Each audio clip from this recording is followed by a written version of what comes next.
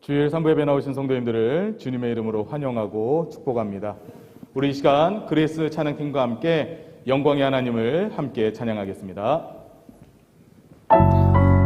예수님 부활하셨습니다. 예수님의 부활을 선포하며 찬양하며 나가도록 하겠습니다.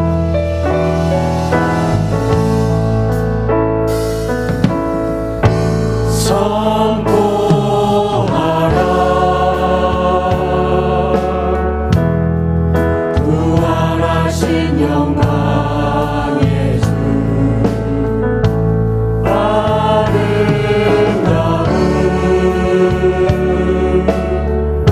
아름다운 영광의 주를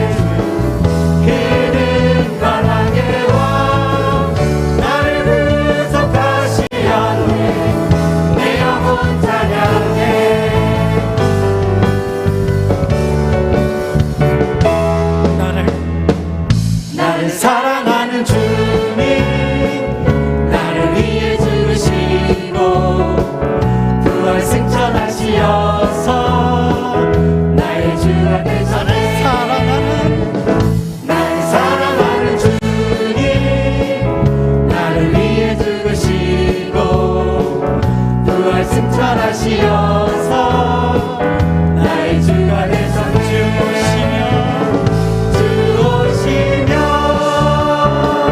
천국에서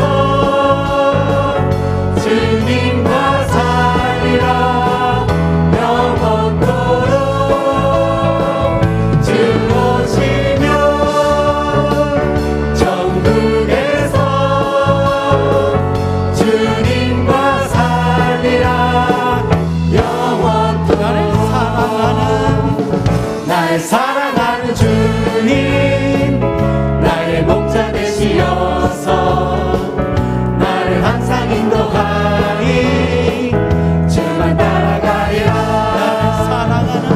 날 사랑하는 주님 나의 목자 되시어서 나를 항상 인도하니 주만 따라가리라 천국에서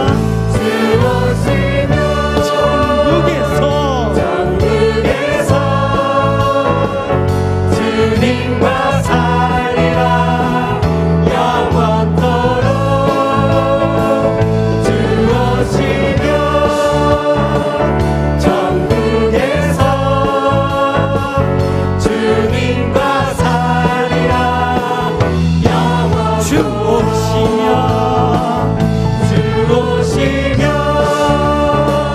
천국에서 주님과 살리라 영원토록 주오시며 천국에서 주님과 살리라 영원토록 우리 다시 오실 예수님께 감사와 찬양과 영광의 박수를 드리겠습니다.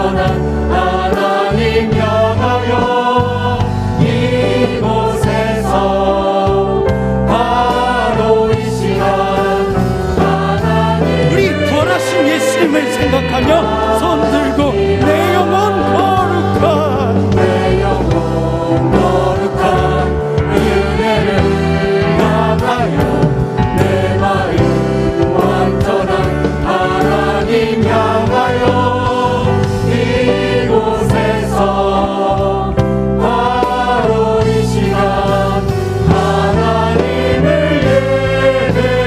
예배합니다. 이 시간 모두 일어나시겠습니다.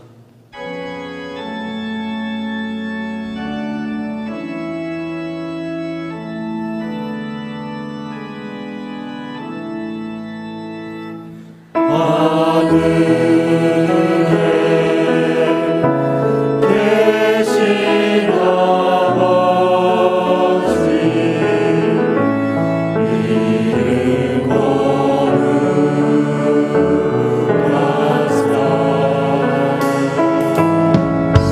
주님 나라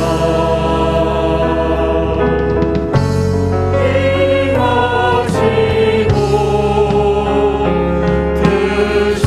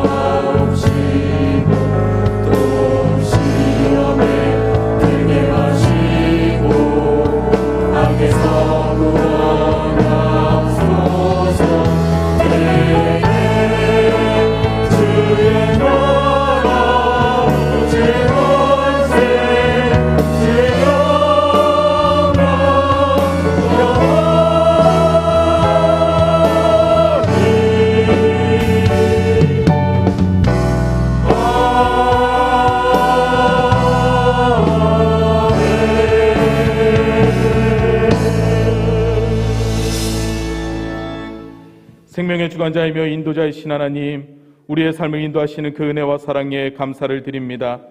오늘은 나를 위해 이 땅에 인간의 몸으로 오시고 나를 구원하기 위하여 십자가에 죽으신 후 부활하신 주님을 기억하고 감사하는 부활주일로 지킵니다. 주님을 예배하는 우리의 심령과 또한 주님을 예배하는 이곳에 임재하여 주셔서 영과 진리로 드리는 이 예배를 기쁘게 흠양하여 주시옵소서. 지난 한 주간 우리의 죄와 허물을 주님 앞에 고백합니다. 주님의 은혜로 용서하여 주옵소서. 주님 앞에 잡고 나아갑니다. 주의 은혜를 선언하며 나아갑니다. 주님, 예수 그리스도의 보혈과 그 십자가의 능력을 다시 한번 기억하며 주님 앞에 섭니다. 우리의 죄악된 모습, 우리의 모든 삶들, 예수 그리스도의 보혈로 그 능력으로 우리를 정결케 하여 주시고 온전히 하나님 안에 예배할 수 있는 참된 예배자가 되게 하여 주옵소서. 우리 모든 성도들 심령마다 은혜와 은총을 더하여 주시옵소서. 주님, 이곳에서 드리는 예배가 온전히 주님을 기쁘게 나갈 수 있는 살아있는 예배 되게 하여 주옵소서.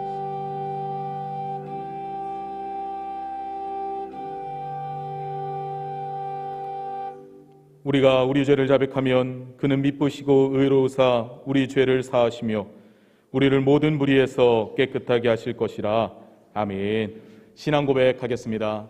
전능하사 천지를 만드신 하나님 아버지를 내가 믿사오며 그 외아들 우리 주 예수 그리스도를 믿사오니 이는 성령으로 잉태하사 동정녀 마리아에게 나시고 본디오 빌라도에게 고난을 받으사 십자가에 못 박혀 죽으시고 장사한 지 사흘 만에 죽은 자 가운데서 다시 살아나시며 하늘에 오르사 전능하신 하나님 우편에 앉아 계시다가 저리로서 산자와 죽은 자를 심판하러 오시리라. 성령을 믿사오며 거룩한 공예와 성도가 서로 교통하는 것과 죄를 사하여 주시는 것과 몸이 다시 사는 것과 영원히 사는 것을 믿사옵나이다. 아멘. 찬송가 161장 함께 찬양합니다.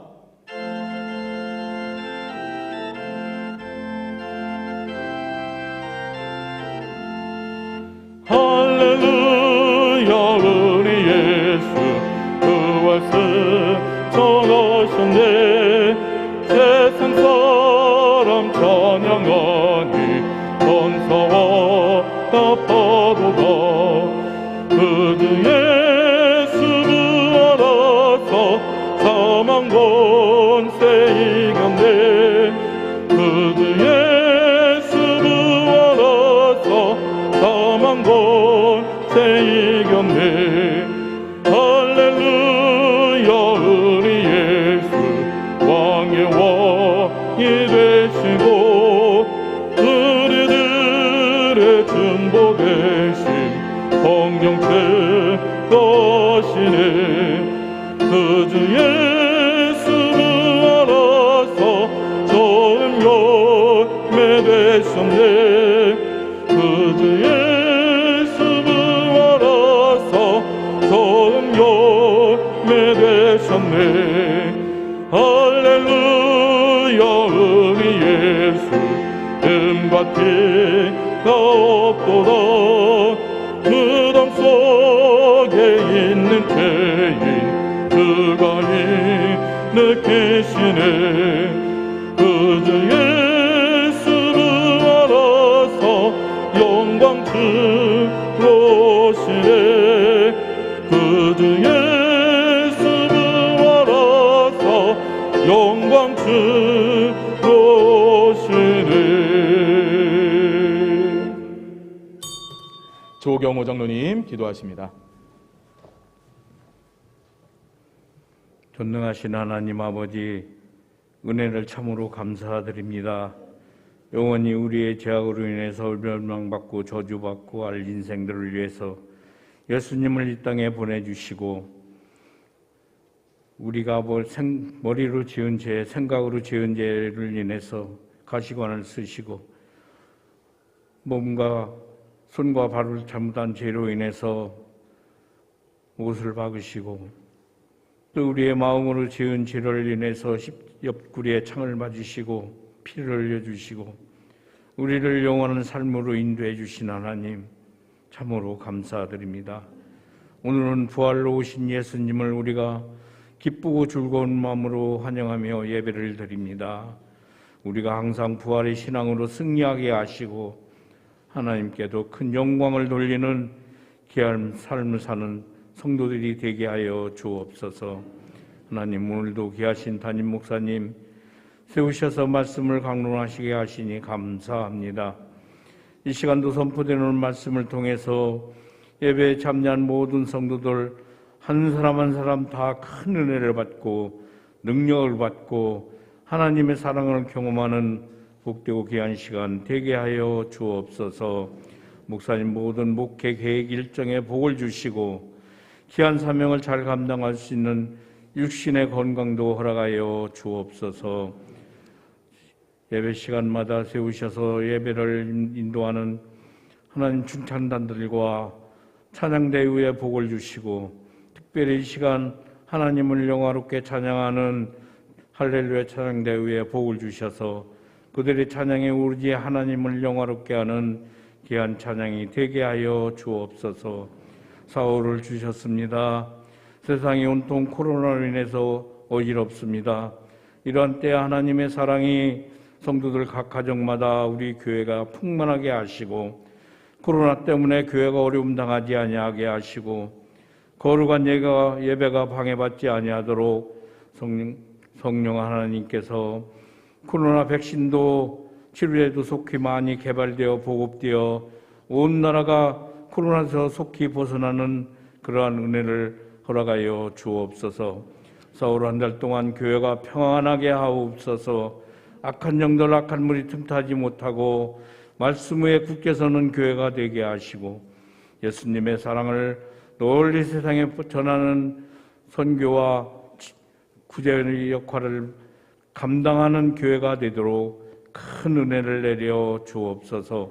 성도들 가정마다 하나님만 섬기는 행복한 가정들이 되게 하시고, 특별히 자녀들에게 복을 주셔서 믿음의 복을 주시고 건강의 복을 주시고 지혜를 더하셔서 학업을 진행할 때 앞서 나가는 귀한 하나님의 자녀들 되게 하시고 어떤 분야에 나가든지 그 분야에서 이끌어 나가는 귀한 하나님의 자녀들 되도록 지혜와 명철, 믿음을 더하여 주옵소서.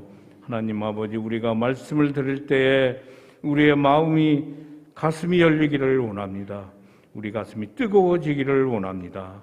하나님, 신령과 진정으로 예배한 시간 되게 해서 하나님께만 영화롭게 하는 복된 시간이 되게 하여 주옵소서.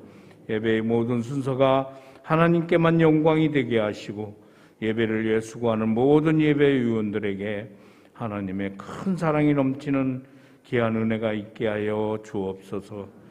예수님의 이름으로 기도합니다. 아멘.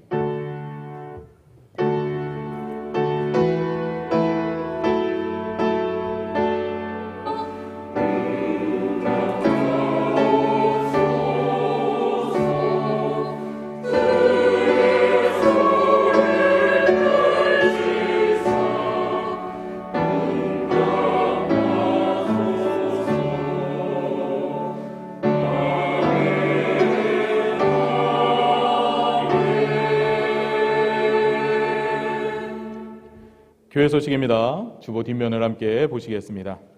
오늘은 부활주일입니다. 사망 권세를 이기신 예수님의 부활을 깊이 묵상하며 정성껏 감사의 의미를 준비하여 드리시기를 바랍니다. 부활절 기념 선물로 한 가정당 한 지로 된 덴탈 마스크 50개들이 한 박스를 드립니다. 예배 후에 본당 로비에서 수령해 가시면 됩니다. 3차 말씀 대행진 안내입니다. 4월 4일 오늘부터 10일 토요일까지는 사사기 10장까지입니다. 5월 행복한 가정 세미나 안내입니다. 일정은 5월 2일 주일부터 5주간 한가족 예배 시이며 주제와 제목, 강사 등의 내용은 주보에 있는 일정표를 참고해 주시기 바랍니다. 가족들은 물론이고 주변의 이웃들에게 알려주셔서 함께 참석해도 좋습니다. 교회 사무실 앞 정원에 야외 교제 공간을 설치하였습니다. 자유롭게 사용하시되 사용 후에는 스스로 정리해 주시는 것은 필수입니다. 그레이스 찬양 팀원을 모집합니다. 대상은 일렉과 세컨 건반, 기타 등 악기팀이며 문의는 황대영 목사님 또는 지창근 집사님께 하시면 됩니다. 임명 안내입니다. 차량관리위원회 운행팀에 강철순 집사님이 임명되셨습니다. 4월의 공동 기도 제목이 주보에 기재되어 있습니다. 교회와 가정, 논산과 나라, 선교에 대한 기도 제목을 확인하시고 한 마음으로 함께 기도할 수 있기를 바랍니다. 말씀 보겠습니다. 오늘 함께 보실 하나님의 말씀은 요한복음 11장 17절부터 27절까지입니다. 제가 가진 성경으로는 신약 164쪽에 있습니다. 다 찾으신 줄 알고 제가 봉독하겠습니다. 예수께서 와서 보시니 나사로가 무덤에 있은지 이미 나으리라. 베다니는 예루살렘에서 가깝기가 한 오리쯤 되매 많은 유대인이 마르다와 마리아에게 그 오라비의 일로 위문하러 왔더니 마르다는 예수께서 오신다는 말을 듣고 곧 나가 맞이하되 마리아는 집에 앉았더라. 마르다가 예수께 여짜오되 주께서 여기 계셨더라면 내 오라비가 죽지 아니하였겠나이다. 그러나 나는 이제라도 주께서 무엇이든지 하나님께 구하시는 것을 하나님이 주실 줄을 아나이다. 예수께서 이르시되 내 오라비가 다시 살아나리라. 마르다가 이르되 마지막 날 부활 때에는 다시 살아날 줄을 내가 아나이다. 예수께서 이르시되 나는 부활이요 생명이니 나를 믿는 자는 죽어도 살겠고 무릇 살아서 나를 믿는 자는 영원히 죽지 아니하리니 이것을 내가 믿느냐. 이르되 주여 그러하외다. 주는 그리스도시요 세상에 오시는 하나님의 아들이신 줄 내가 믿나이다. 아멘. 할렐루야 찬양대 찬양으로 하나님 앞에 영광 돌린 이후에 담임 목사님 나오셔서 다시 살아나리라 라는 제목으로 말씀 전해 주시겠습니다.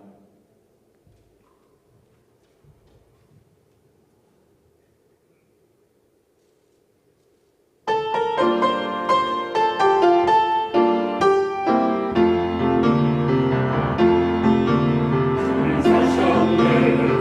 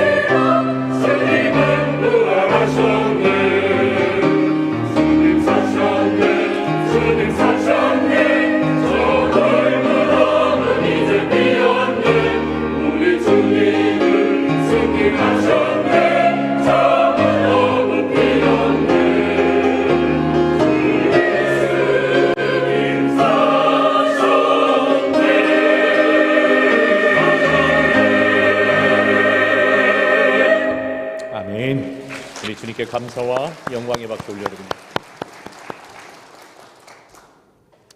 할렐루야, 할렐루야. 예수님 부활하셨습니다.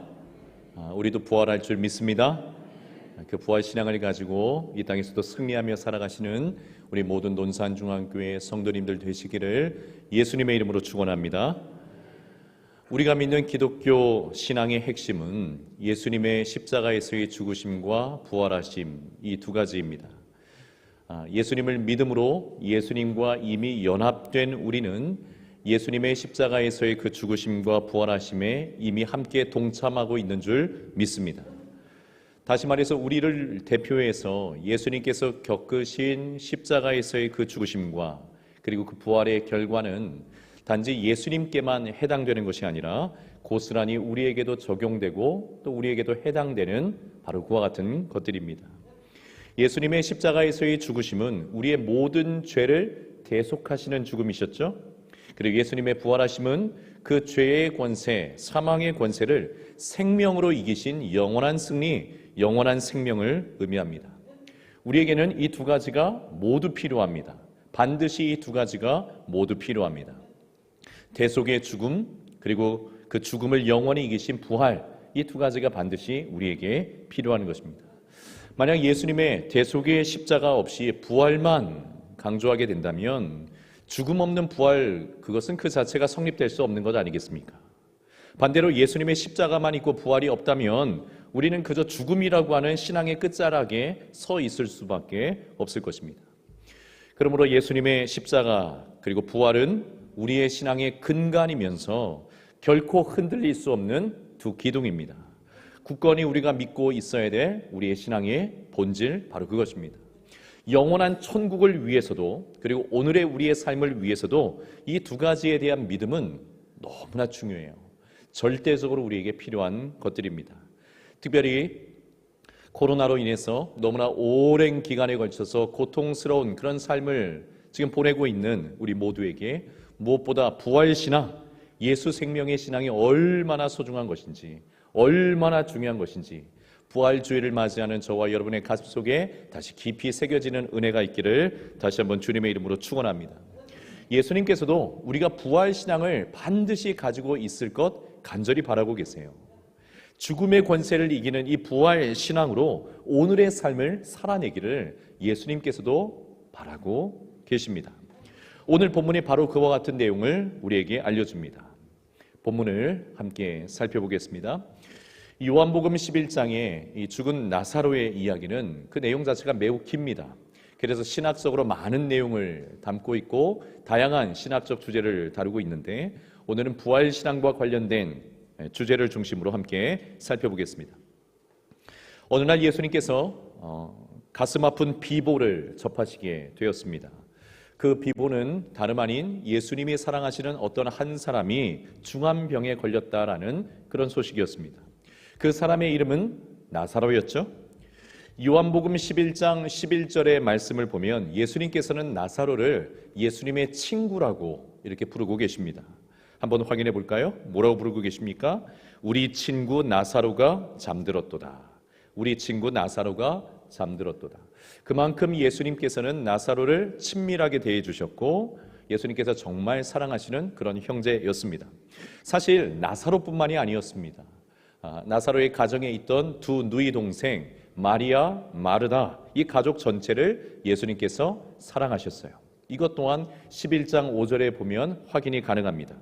예수께서 본래 마르다와 그 동생과 나사로를 사랑하시더니, 이렇게 가족 전체를 사랑하시는 예수님의 모습은 굉장히 보기 드문 모습입니다. 그러니 예수님께서 이 가정을 매우 특별하게 여기셨다라는 것을 우리는 생각할 수가 있겠죠. 본문에서 명확하게 기록하고 있지는 않지만 나사로 그리고 마르다, 마리아 이 3남매의 가정에는 안타까운 가정사가 좀 있는 것으로 보여요. 그 중에 하나는 부모님이 안 계시다라는 점입니다. 부모님이 안 계셔요. 오로지 이들 3남매가 어릴 적부터 서로 의지하면서 도와주면서 아끼면서 보살피면서 그렇게 살아왔던 것으로 보입니다. 그렇게 생각할 수 있는 이유는 무엇이냐면 이 나사로의 장례식 광경을 담고 있는 요한복음 11장 전체를 훑어보더라도 부모님의 존재는 한 번도 등장하지는 않습니다. 한 번도 등장하지는 않아요.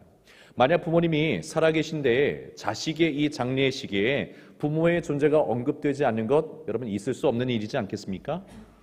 게다가 당시의 유대 사회의 문화는 누군가를 소개하거나 언급할 때에 누구누구의 아들 아무개 이런 방식으로 소개를 하는데 나사로에 대해서는 이와 같은 소개의 방식도 사용되지 않는 것을 보아서 이 본문이 쓰여질 당시에 이들 3남매에게는 부모님이 안 계신 것으로 보입니다.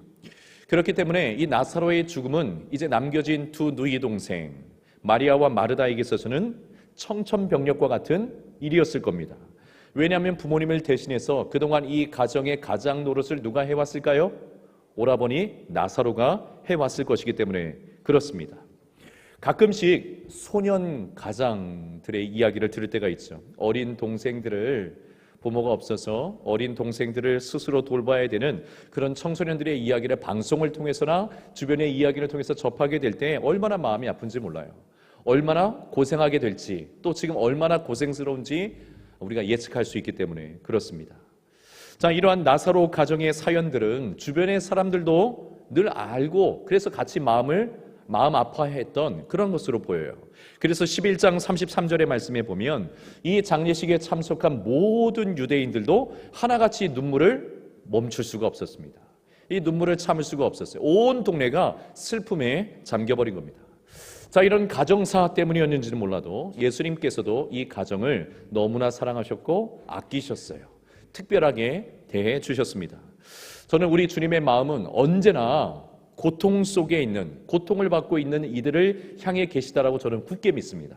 늘 예수님의 마음은 그들을 향해 있습니다. 우리 주님의 긍휼과 사랑은 언제나 낮은 곳을 향해 있으십니다. 그래서 주님께서는 이 세상에서 고통을 받고 있는 사람들이 더 고통을 당하는 것에 대해서 잘 못 견뎌 하셔요. 고아와 과부, 나그네들 함부로 대하는 것에 대해서 매우 분노하십니다. 이들의 것을 빼앗는 것이나 또는 이들에게 선을 베풀지 않는 것, 이와 같은 것들에 대해서 예수님께서 매우 분노하세요. 고통당하는 자들을 긍휼히 여기시는 이 마음, 여러분 이 마음은 주님의 마음의 본질이십니다. 주님의 마음의 본질, 그것은 긍휼히 여기시는 마음인데 고통당하는 자들을 향해 늘 있으세요. 사실은 여러분 이와 같은 주님의 마음이 있으시기에 주님께서 죄와 사망의 권세 아래에서 고통당하고 있는 우리들을 건져내시기 위해서, 우리를 구원해내시기 위해서 이 땅에 오신 것 아니시겠습니까? 예수님의 마음은 늘 고통을 당하는 자들을 향해 있으십니다. 자, 그런데 이렇게 서로 의지하며 살아가던 이 3남매에게 말 그대로 큰 일이 생겨버린 겁니다. 이 집안의 가장인 오라버니 나사로가 중한 병에 걸린 겁니다. 언제 죽을지 모르는 상황이 벌어졌고 실제로 곧 나사로는 죽고 맙니다. 죽음의 권세, 이 사망의 권세가 이 가정에 덮친 겁니다. 슬픔과 통곡, 절망과 탄식이 이 가정을 짓누르는 그런 상황을 맞이하게 된 겁니다. 사랑하는 여러분, 안타깝지만 주님이 사랑하시는 이들에게도 또 주님께서 사랑하시는 가정에도 오늘 본문의 나사로의 가정처럼 힘들고 고통스러운 순간이 찾아올 때가 있습니다. 주님을 잘 믿어요. 주님의 은혜와 사랑을 힘입어서 살아가지만 죄와 사망의 권세로 가득 찬 이 세상에서 살아가는 한 여러분 우리에게도 힘겹고 어려운 순간이 찾아올 때가 분명히 있습니다. 그러니 여러분 힘들고 어려운 순간이 찾아왔다고 해서 너무 스스로를 자책하지 않으셨으면 좋겠어요. 하나님의 은혜와 사랑이 나에게는 임하지 않는 것 같다 이렇게 생각하거나 심지어 그 은혜와 사랑 그 자체 무용지물이다 이렇게 생각하는 분이 한 사람도 없으시기를 주님의 이름으로 부탁을 드립니다. 오히려 여러분 그 고난 중에도 주님께서는 결코 우리를 외면하지 않으시고 여전히 우리를 주목하고 계시며 그 고난 속으로 찾아오시는 분이라는 사실을 꼭 기억하시고 굳게 믿는 우리 모두가 되기를 예수님의 이름으로 축원합니다. 이 믿음이 우리에게 필요해요. 고난 속에 있는 우리에게 찾아오시는 예수님, 내게 고난이 주어졌으니까 이제 은혜도 끝난 것이고 고난이 너무 극심하니까 예수님도 단절하신 것이고 이렇게 생각하는 것이 아니라 이 고난 속에 이미 들어와 계신 예수님을 발견하는 은혜가 우리에게 있어야 될 줄 믿습니다. 자, 이것이 이 안타까운 일이 벌어진 나사로의 가정에 대해서 반응하신 예수님의 첫 번째 모습이었어요. 찾아오시는 겁니다. 자, 예수님의 모습을 조금 더 우리 따라가 보면 좋겠습니다. 자, 말씀드린 것처럼 예수님께서는 고통과 눈물로 가득한 이 가정에 찾아오셨습니다. 자, 그런데 예수님께서 이 가정을 찾아가시고자 하실 때에 특이한 점이 두 가지가 있어요. 특이한 점이 두 가지 발견됩니다. 하나는 무엇이냐면 예수님께서 죽음의 위험을 무릅쓰고 이 가정을 찾아가신다는 사실입니다. 아주 평안할 때 찾아가시는 것이 아니라 죽음의 위험을 무릅쓰고 찾아가신다는 거예요. 또 다른 하나는 무엇이냐면 찾아가시기는 하시는데 시간을 의도적으로 지체하신다라는 점입니다. 3절에 말씀 기록되어 있는 것처럼 이 나사로의 누이들은 신속하게 예수님께 이 소식을 알립니다. 사람을 보내어서 오라버니 나사로가 병들어 있음을 빨리 전하게 해요. 특별히 마리아와 마르다는 나사로를 일컬어서 예수님께서 사랑하시는 자 이런 표현을 강조해서 하게 함으로 인해서 예수님께서 시급하게 찾아오셨으면 하는 그런 간절한 마음을 드러내고 있습니다. 예수님께서 이 소식을 전해 들으셨을 때 예수님께서는 어디에 계셨는가 하면 앞에 있는 요한복음 10장 40절 말씀을 보시면요, 요단강 저편 요한이 처음으로 세례를 베풀던 곳 바로 그곳에 계셨다라고 성경은 기록하고 있습니다. 이곳은 베다니라는 곳이었는데 베레아 지역에 있는 베다니를 말합니다. 지금은 정확한 위치를 알지를 못해요. 자, 그런데 성경에서는 베단이라고 하는 지명이 두 곳에 대해서 사용이 되는데 하나는 지금 말씀드린 예수님이 계신 곳 여기가 베레아 지방의 베단이었고요. 또 다른 한 곳은 공교롭게도 나사로가 살고 있었던 동네의 이름도 베단이었습니다. 이 베단이는 유대 지역에 있는 베단이인 것이죠. 그리고 예루살렘으로부터 약 3km 정도 떨어져 있는 그런 동네였습니다. 그러니까 예루살렘에서 매우 가까운 곳에 있었던 동네, 그것이 유다 지역의 베단이었던 것이죠. 3km 정도라고 하면 우리 교회에서 하면 어디쯤 되는 거리를 말할까요? 이쪽으로 하면 뭐 리슈빌 아파트를 지나서 동성초등학교 뭐 그쯤 되지 않겠습니까? 그래서 걸어서 약 20분 정도 또는 30분 정도 걸리는 그런 정도의 거리를 말합니다. 꽤 가까운 거리를 말하는 거죠. 자, 그런데 예수님께서 지금 유대 지역에서 나오셔서 베레아 지방에 있던 이 베다니에 머물고 있었던 이유는 무엇이냐면 예수님의 안전상의 문제가 발생하고 있기 때문에 그랬습니다. 안전상의 이유 때문에 이 베레아 지방의 베다니에 머물고 계신 거예요. 왜냐하면 요한복음 10장에서 예수님께서 유대인들에게 말씀을 전하셨는데 어떤 내용으로 말씀을 전하셨냐면 예수님과 하나님은 하나이시다. 예수님과 하나님이 하나이시다. 이런 내용을 가지고 말씀을 전하셨어요. 그 말씀을 듣고 있었던 유대인들이 이거 신성모독이네. 잡아야겠다. 그래서 예수님을 체포하려고 했기 때문에 지금 예수님께서 피난차 베레아 지방의 이 베다니에 머물고 계신 겁니다. 세례 요한을 통해서 예수님에 대한 증거와 가르침이 많이 퍼져 있었고요. 그리고 세례 요한을 따르면서 예수님께 대해서도 호의적인 이들이 많이 있었던 곳이 바로 이 베레아 지방의 베단이었기 때문에 예수님께서 잠시 피신을 하시기 위해서 이곳에 머물고 있었던 겁니다. 자, 이런 사실은 요한복음 10장 39절에서도 또 확인이 됩니다. 또 한번 볼까요? 요한복음 10장 39절입니다. 그들이 다시 예수를 잡고자 하였으나 그 손에서 벗어나 나가시니라. 피신차 베레아 지방의 베다니에 머물고 계시는 겁니다. 자, 이런 상황이었기 때문에 예수님께서 나사로의 소식을 듣고 또다시 유대 지역 안에 있는 베다니라는 곳으로 들어가시려고 하셨을 때에 11장 8절의 말씀처럼 제자들이 간곡하게 만류합니다. 간곡하게 만류해요. 아이고 예수님, 조금 전까지만 해도 유대인들이 예수님을 죽이려고 돌을 들고 찾아오지 않았습니까? 예수님 죽을 뻔하셨습니다. 그런데 그곳으로 또다시 들어가시려고 하신다는 이게 말이 됩니까?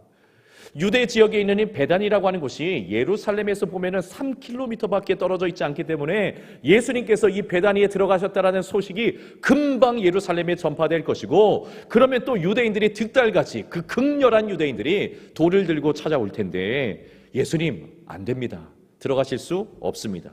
간곡하게 예수님의 이 베다니 행을 만류합니다. 자, 하지만 예수님께서는 전혀 흔들림 없이 나사로가 있는 베다니를 향해서 들어가십니다. 여러분, 이와 같은 예수님의 모습은 주를 사랑하는 주님의 백성들의 그 고난에 예수님께서 외면하지 않으시고 그 고난의 자리에 반드시 찾아오시고 함께 하신다는 사실을 우리에게 보여줍니다. 고난의 현실이 너무 크고 너무 대단해 보여서 예수님의 그 함께 하심이 느껴지지 않을 수는 있겠지만, 여러분, 우리 예수님은 성도의 고난을 결코 외면하지 않으시는 분이신 줄 믿습니다. 결코 외면하지 않으세요. 고난의 현장에 함께 하실 뿐만이 아니라 우리가 지난 고난주간 특별 새벽 기도회에서도 함께 말씀을 나눈 것처럼 예수님께서는 우리의 고난을 함께 짊어지고 가시는 분이신 줄 믿습니다. 그리고 그 고난이 가지고 오는 우리의 마음이 그 고통과 괴로움까지도 깊이 헤아리시면서 공감하시는 분이 바로 우리 예수님이세요. 요한복음 11장에서는 이례적으로 예수님의 감정을 고스란히 노출시킵니다. 그래서 두 가지 예수님의 감정에 대한 표현이 사용되는데, 첫 번째는 33절에 비통히 여기사, 비통히 여기신다라는 표현이 있죠. 이 표현은 38절에서 또 한 번 쓰여집니다. 비통히 여기신다라고 하는 이 말은 문자적인 의미로는 이런 뜻을 가지고 있어요. 예를 들면 말이나 소가 굉장히 흥분된 상태, 그래서 코에서 막 콧김이, 뜨거운 콧김이 쑥쑥 이렇게 뿜어져 나오는 상태를 일컫는 그런 표현입니다. 그러니까 지금 예수님께서 분노에 가득 차 계시다라는 거예요. 분노에 가득 차 계신 겁니다. 마음이 요동치고 계시는 겁니다. 죽음의 권세가 덮친 이 가정의 고통을 보시면서 예수님의 마음이 평정심을 지키지 못하실 정도로 마음이 지금 격동된 그런 상태에 계신 겁니다. 두 번째 예수님의 감정을 표현하는 것이 무엇이냐면 33절 끝에 보면 불쌍히 여기사라는 표현이 사용되죠. 자, 이것은 원래 어떤 의미를 갖고 있냐면 휘젓다라는 의미를 가지고 있어요. 자, 그러니까 지금 예수님의 마음이 휘저질 정도로 아픔을 느끼는 그런 상태에 계시다는 것을 말해주는 겁니다. 지금 예수님께서는 나사로를 향해서, 그리고 나사로의 죽음으로 인해 생겨난 이 고통 속에서 너무나 슬퍼하고 고통스러워하는 그 마리아와 마르다를 향해서 이들 가정의 그 슬픔과 고통에 대해서 마음으로 함께 하시고 마음으로 공감하시며 또 그 고난의 자리에 찾아와 계심을 오늘 성경이 우리에게 보여주고 있는 겁니다. 이미 말씀드린 것처럼 애시당초 예수님께서 왜 이 세상에 오셨습니까? 왜 이 세상에 들어오셨습니까? 우리의 인생의 고난을 함께 짊어지시기 위해서, 아니 그 고난의 문제를 해결하기 위해서 예수님께서 이 땅에 들어오셨기 때문에 여러분, 예수님은 지금도 마찬가지이신 줄 믿습니다. 지금도 마찬가지이신 줄 믿습니다. 예수님은 한순간도 하나님의 그 자녀의 고난을 외면하지 않으세요. 결코 외면하지 않으십니다. 그 고난의 현장에 함께 하시며 그 마음을 헤아리시고 함께 그 고통을 느끼십니다. 그래서 고난주간이 되면 예수님의 고난에 동참합시다, 예수님의 고난에 우리가 함께 합시다, 이런 이야기를 주고받긴 하지만 사실은 여러분, 우리는 먼저 무엇을 생각해야 되냐면 예수님께서 우리의 고난에 찾아와 계시다라는 사실을 먼저 기억하고 믿을 수 있어야 됩니다. 주님께서는 우리의 고난에 함께 하십니다. 찾아오고 계십니다. 너 혼자 열심히 잘 견뎌봐, 견디다 못하면 내가 찾아갈게, 이것이 아니라 이미 예수님께서는 우리의 고난에 함께하고 계세요. 그래서 사랑하는 여러분, 고난의 자리에서 절망만 보는 것이 아니라 반드시 예수님을 발견하는 은혜가 여러분 모두에게 있기를 주님의 이름으로 축원합니다. 자, 그런데 예수님의 이 찾아오심에 또 다른 특이한 점이 있는데, 그것이 무엇이냐면 그렇게 예수님께서 이 가정을 사랑하시고 이 가정이 겪고 있는 고통에 대해서 함께 마음 아파하심에도 불구하고 신속하게 이 가정을 찾아가시지 않는다라는 점입니다. 자, 11장 6절의 말씀을 보면 나사로가 병들었다 함을 들으시고 그 계시던 곳에 오히려 며칠 동안 더 머물러 계십니까? 이틀을 더 머물러 계세요. 분명히 예수님께서 지체하고 계신 겁니다. 자, 이 부분에 대해서 마리아 그리고 마르다도 매우 안타까운 마음을 가지고 있었어요. 그래서 나중에 예수님께서 이 가정에 찾아오셨을 때에 이 마리아와 마르다가 그 안타까웠던 마음을 숨기지 않고 다 표현합니다. 21절의 말씀에 보면 마르다가 먼저 이야기하죠. 예수님께 여짜오되 주께서 여기 계셨더라면 우리 오라버니가 죽지 않았을 겁니다. 예수님 때에 맞춰서 여기 계셨더라면 우리 오라버니 죽지 않았을 거예요. 이런 이야기를 하는 겁니다. 마리아 역시 그런 이야기를 합니다. 32절의 말씀에 보면 동일하게 얘기하죠. 주께서 여기 계셨더라면 내 오라버니가 죽지 아니했을 겁니다. 예수님 앞에 엎드려서 항변하듯이 속상한 마음을 그렇게 토로합니다. 여러분, 왜 예수님께서는 지체하신 것일까요? 나사로의 가정에 찾아온 이 비극에 대해서 마음 아파하시고 이 가정을 그렇게 사랑하시는 예수님이신데 왜 예수님은 지체하신 것일까요? 그 이유는 예수님께서 나사로의 질병을 고쳐주시는 것보다 훨씬 더 중요한 목적을 예수님께서 가지고 계셨기 때문에 그렇습니다. 그리고 그것은 예수님의 제자들과 그리고 이제 남겨진 마리아와 마르다에게 부활의 신앙, 생명 되신 예수님에 대한 믿음을 가지게 하기 위함이셨어요. 그리고 그 믿음을 위해서 나사로가 완전한 죽음에 이를 때까지 예수님께서 기다리신 겁니다. 11절 말씀 보면 예수님께서는 나사로가 죽었다라는 것을 아시자마자 그때서야 움직이시기 시작하십니다. 그리고 예수님께서 나사로의 집에 도착하셨을 때는 이미 나사로가 죽은 지 며칠이 지나는 때였습니까? 4일째가 되던 때였어요. 3일을 지나서 4일째가 되는 때였습니다. 우리나라도 장례가 발생하면 주로 며칠장을 치르죠? 주로 3일장을 치르게 됩니다. 3일장을 하는 이유 중에 하나는 무엇이냐면 간혹 이 3일 안에 소생하는 경우가 있기 때문에 그렇습니다. 그렇지만 3일이 지나서 깨어나는 경우는 없지요.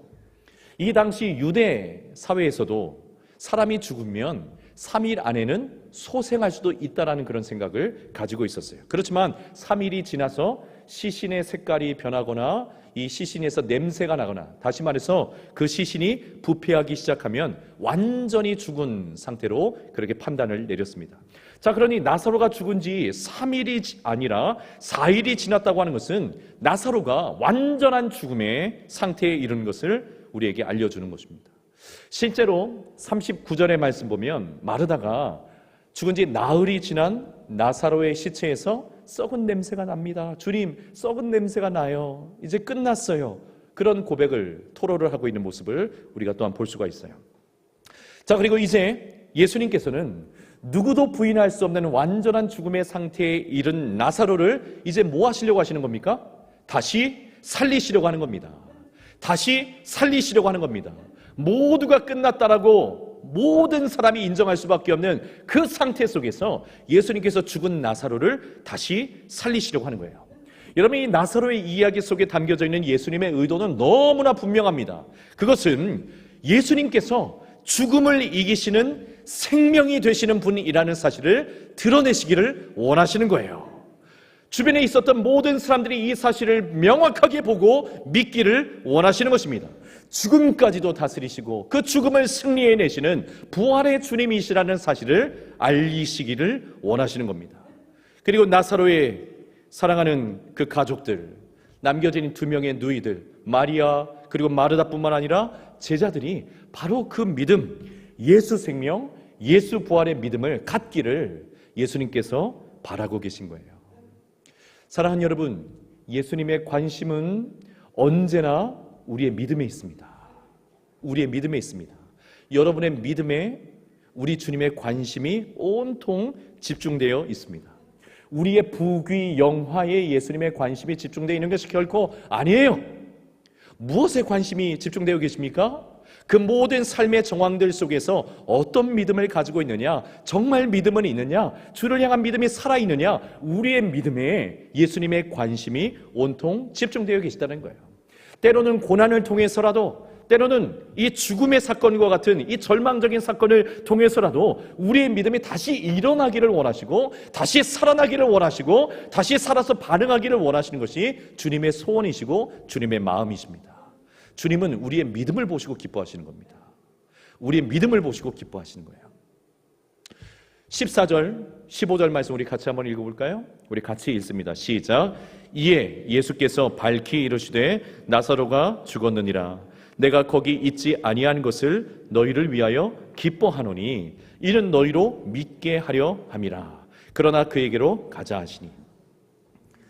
자, 예수님께서 나사로가 죽을 그 순간에 나사로와 함께 있지 않은 것에 대해서 제자들 너희를 위해서 내가 그것 기뻐한다 이런 말씀을 하고 계시죠. 이유는 무엇입니까? 만약 예수님께서 나사로가 죽기 전에 나사로가 있는 곳에 계셨다면 제자들은 어떤 광경만 볼 수밖에 없어요? 예수님께서 이제까지 쭉 그렇게 해오셨던 것처럼 또 한 번의 병을 고치는 예수님의 모습을 볼 수밖에 없었을 것입니다. 자, 그렇지만 지금의 상황은 완전히 달라진 상황이에요. 병을 고치는 문제가 아니라 지금 예수님께서 죽음과 생명의 문제를 가지고 오셨기 때문에 그렇습니다. 예수님께서는 죽음을 이기시는 생명의 주가 되심을 제자들에게 그리고 마리아와 마르다에게 보여주기를 원하셨고 그것을 믿기를 원하셨어요. 예수님이 그런 분이라는 사실을 믿기를 원하신 겁니다. 생명의 주님에 대한 믿음, 부활의 주님에 대한 그 믿음 갖기를 원하신 거예요. 여러분, 예수님께서 우리가 그 믿음을 가지고 계실 때 기뻐하시는 줄 믿습니다. 주님은 생명의 주님이십니다. 주님은 부활의 주님이십니다.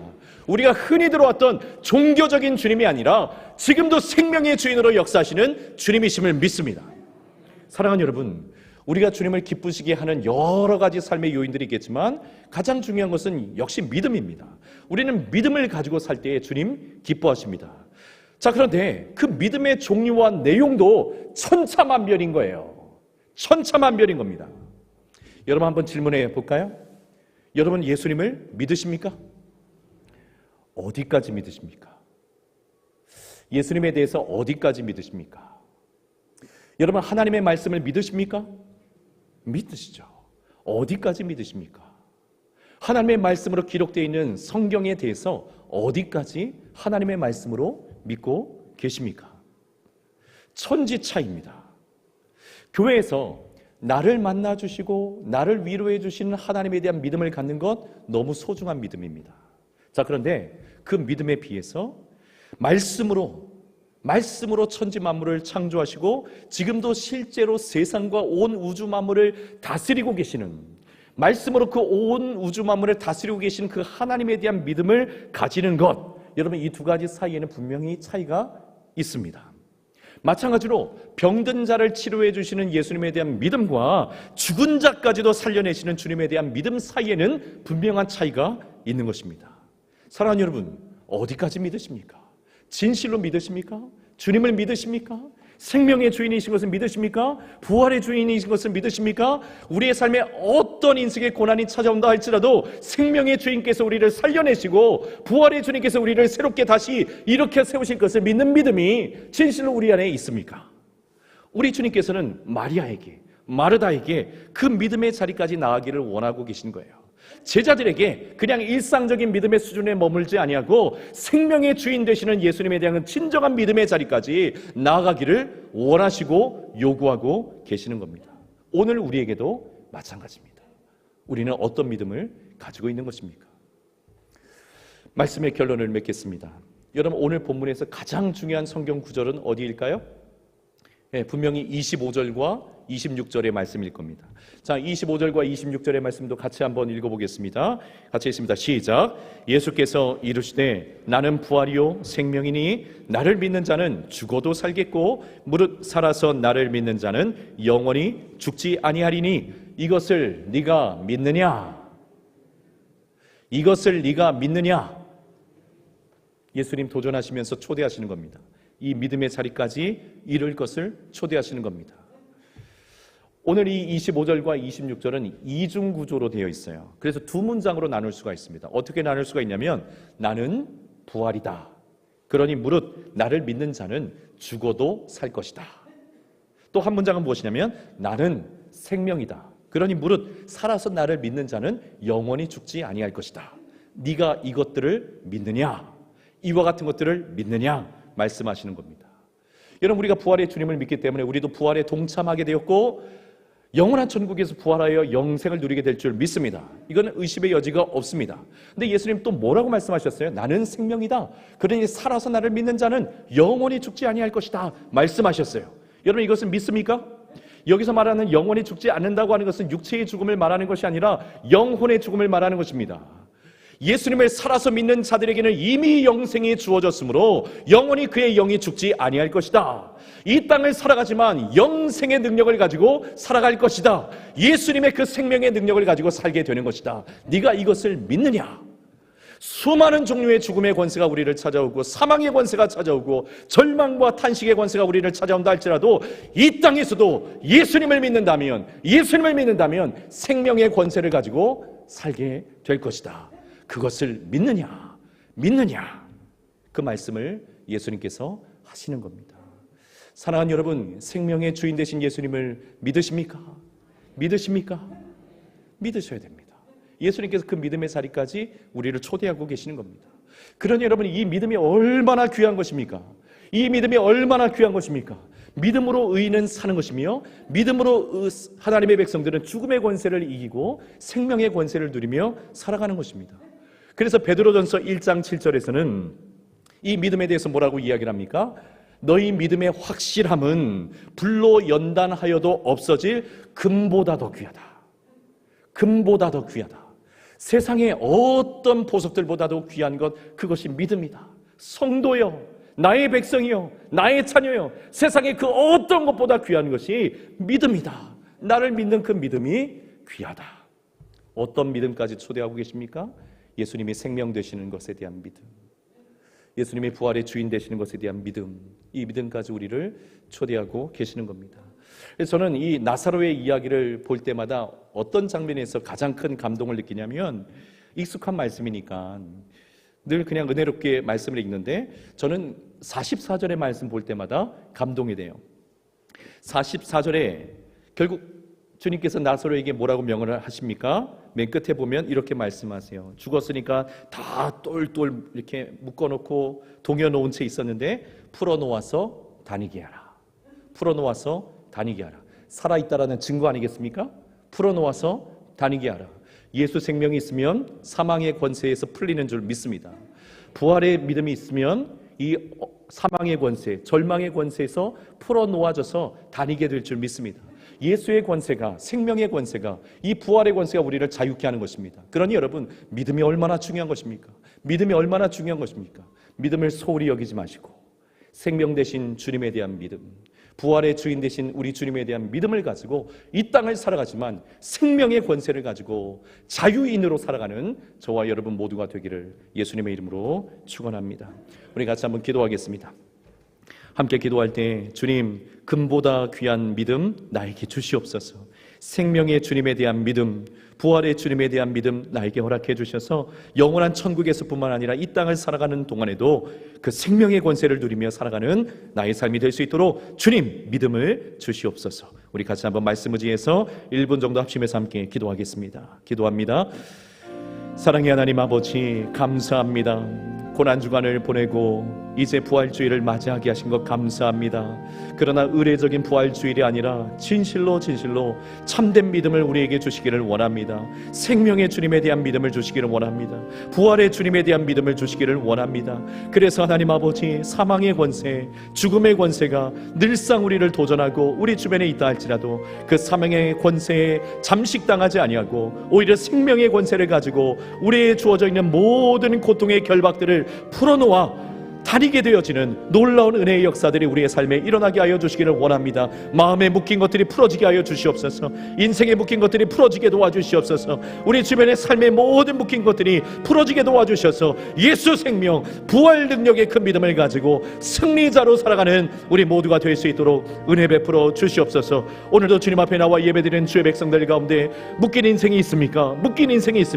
풀어놓아 다니게 하라. 주님의 생명의 은혜가 우리 모든 성도들에게 임하게 하여 주시옵소서. 사랑의 하나님 아버지, 감사합니다.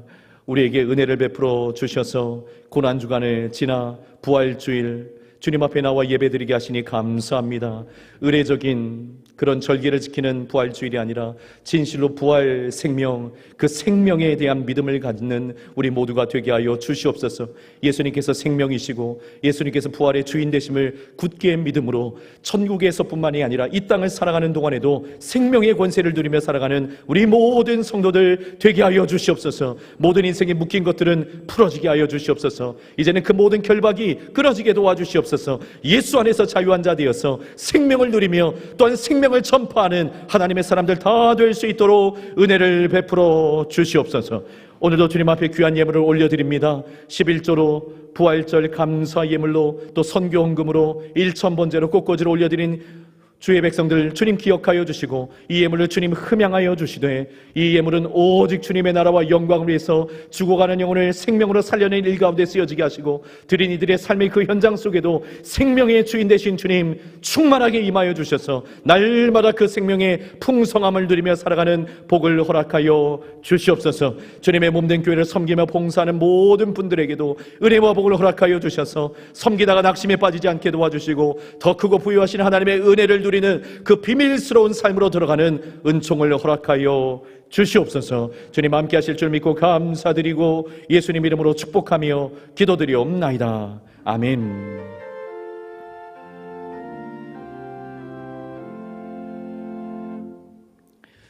네, 오늘 새 가족분이 한 분 계십니다. 3부 예배에 새로 나오신 우리 서순선 성도님 계신데요. 여기 계시다면 앉은 자리에서 손만 들어서 한번 표해 주시면 감사하겠습니다. 예, 저 뒤쪽에 계십니다. 우리 박수로 환영하겠습니다. 네.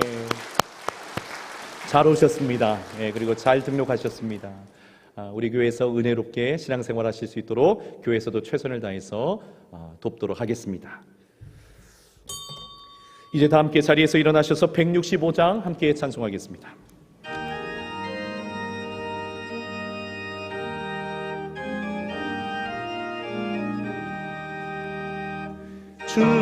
주님께 영광 다시 사신 주 사망 권세 모두 이기시었네. 흰 옷 입은 천사 돌을 옮겼고 누우셨던 곳은 비어 있었네. 주님께 영광 다시 사신 주 사망 권세 모두 이기시었네. 부활의 주님 나타나시사 두려움과 의심 물리치셨네. 주의 교회 기뻐 찬송하여라. 다시 사신 주님 죽음 이겼네. 주님께 영광 다시 사신 주 사망 권세 모두 이기시었네. 생명의 임금 영광의 주님 주님 없는 삶은 헛될 뿐이라. 주의 사랑으로 세상 이기고 요단 건너 본향 가게 하소서. 주님께 영광 다시 사신 주 사망 권세 모두 이기시었네.